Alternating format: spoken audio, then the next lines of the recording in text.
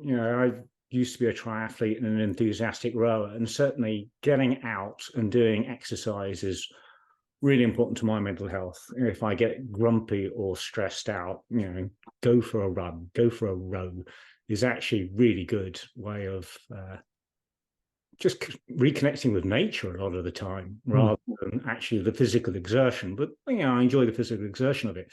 But then the challenge is, of course, you've got to schedule time for that.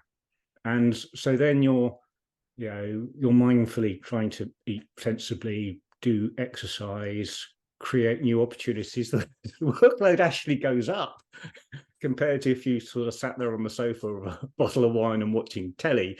It's less work to do that. So I think it's an effort to kind of stay on top of things. And when I coach people in a rowing context, it's very different from business, because when rowing, you can sit there and say, right, I have 16, 24 weeks to win a medal, and I'm going to set aside everything for 24 weeks, and that's what I'm going to do. And of course, if you're an Olympic rower, it'd be 4 years.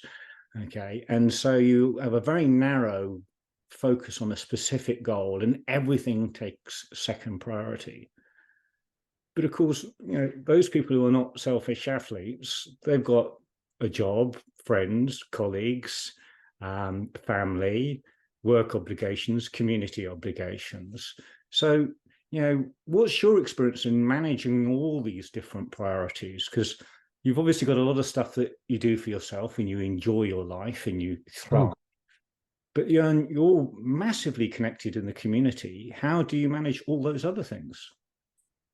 I think, again, it comes back to that the function of less time means less fluff. The important things tend to sort of rise to the surface and will be dealt with. It is very, I love the phrase of a busy fool. Someone is running around. In a work context, it's amazing how, if you let a few things drop, how the important things actually do rise to the surface and end up being focused. And arguably, strategy, as I've learned in the last few years, is not so much what you do, it's what you don't do. So actually, I think in a work context, giving myself less time to do things means that the things that probably aren't as important in achieving whatever you're looking to achieve drop away, and you end up focusing on things that actually really are important. I think,